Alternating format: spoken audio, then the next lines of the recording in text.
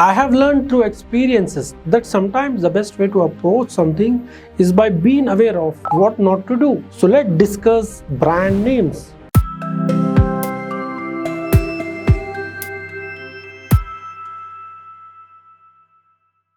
Hey, myself Azim, a brand strategist and a founder of Royal Advertising Agency, worked with 50 plus brands to empower them by making strong, memorable and appealing. If you are new to my channel, I encourage you to check out the previous videos in this series and don't forget to subscribe. When it comes to selecting a name for your brand or business, online marketers have learned a valuable lesson from years of research. The more common your name is, the worse it is for you. Now that might not make sense at first. After all, wouldn't it be awesome if you could own a domain name like tshirt.com when you want to sell t-shirts online? Of course, that domain name isn't available now. But imagine if you had bought it solely to sell it, not for your own business. Let's play a popularity name game. Which is more popular? Coffee.com or Starbucks.com? Lotion.com or Olay.com? Books.com or Amazon.com? Searchengine.com or Google.com? Airlinetickets.com or MakeMyTrip.com?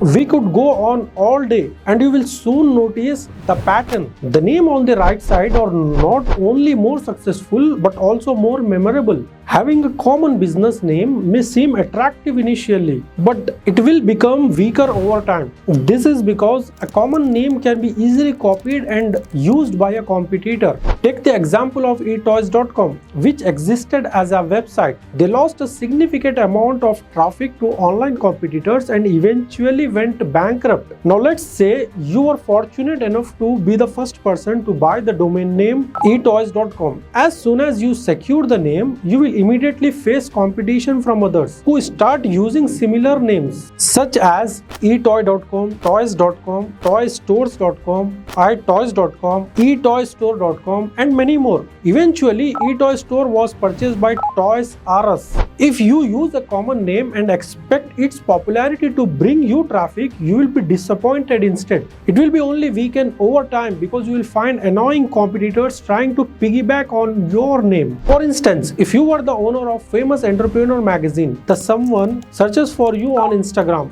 you will see how many people are using that keyword. They are basically piggybacking on your name and stealing your traffic.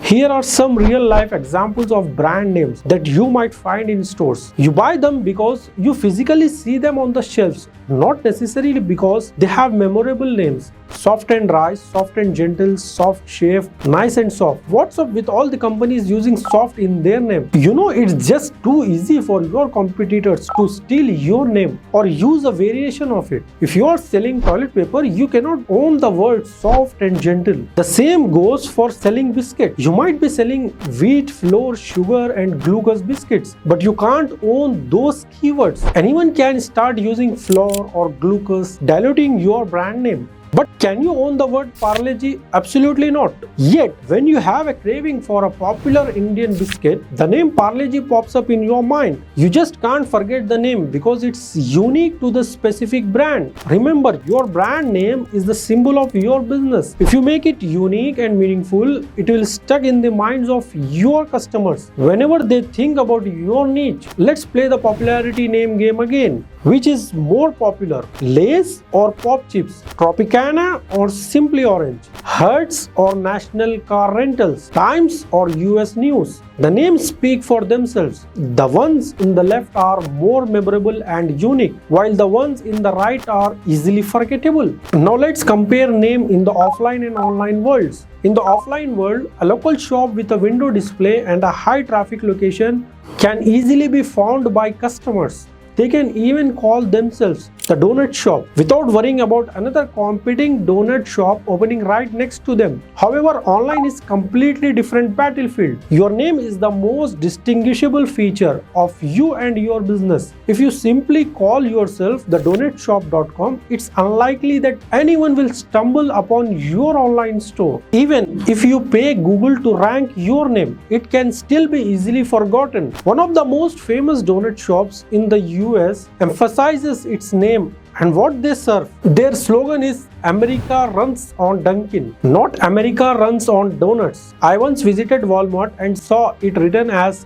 Dunkin'. No need to say donuts. However, Dunkin' is not the only great name out there. If you are a true donut lover, you will probably visit Krispy Kreme more than Dunkin' because their name is more unique. That's only one action item in this episode. Avoid common names when creating a name for your brand and business. You want it to be memorable and unique. A common name will easily be forgotten and diluted by competitors who also use your keywords. Your brand name is the symbol of your business. If you make it unique and meaningful, it will stuck in the minds of your customer whenever they think about your niche. Let me know in the comment box what your key takeaway from this video was. In the next video, we will talk about the different categories your name can fall under. Until then, take care and stay tuned. Thank you.